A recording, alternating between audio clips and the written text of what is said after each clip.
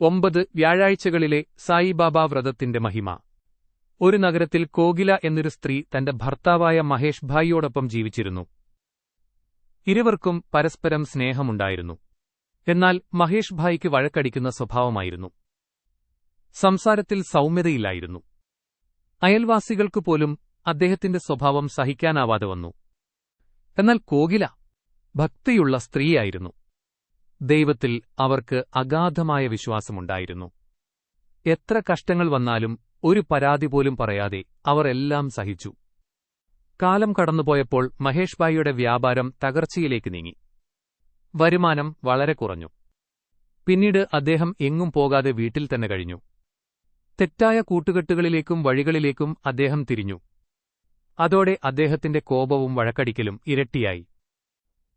ഒരു ദിവസം ഉച്ചസമയത്ത് ഒരു വൃദ്ധൻ കോകിലയുടെ വീടിന്റെ മുന്നിലെത്തി നിന്നു. അദ്ദേഹത്തിന്റെ മുഖത്ത് ദിവ്യമായൊരു തേജസ് ഉണ്ടായിരുന്നു. അദ്ദേഹം പരിപ്പും ചോറും ചോദിച്ചു. കോകില ഭക്തിയോടെ അദ്ദേഹം ആവശ്യപ്പെട്ടത് നൽകി കൈകൂപ്പി നിന്നു. വൃദ്ധൻ അനുഗ്രഹത്തോടെ പറഞ്ഞു, സായിബാബ, നിനക്ക് സുഖവും സമാധാനവും നൽകട്ടെ. അത് കേട്ട കോകിലയുടെ കണ്ണുകൾ നിറഞ്ഞു.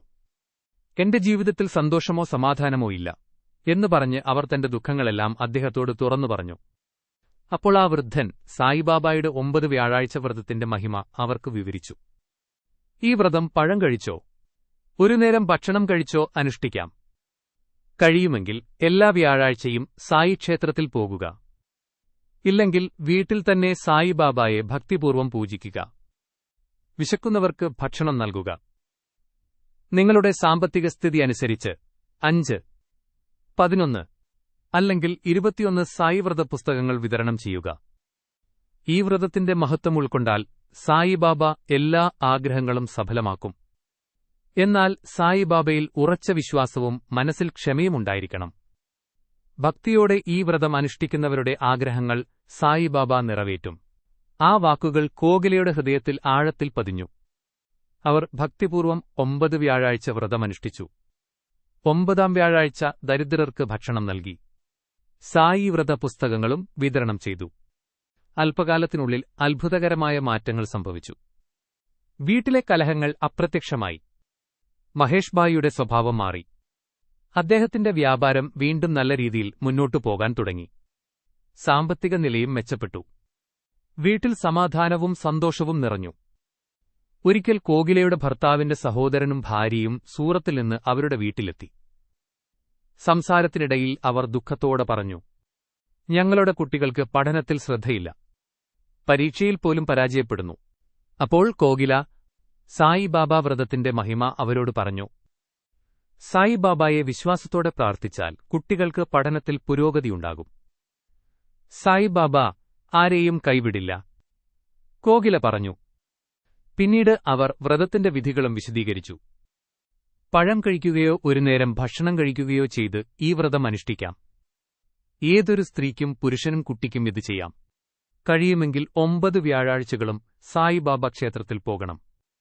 ഇല്ലെങ്കിൽ വീട്ടിൽ സായിബാബയുടെ ചിത്രം ഭക്തിപൂർവ്വം പൂജിക്കണം. പൂക്കൾ അർപ്പിക്കണം. ദീപം തെളിയിക്കണം. ആരതി ചൊല്ലണം. സായി നാമം ജപിക്കണം. പ്രസാദം വിതരണം ചെയ്യണം.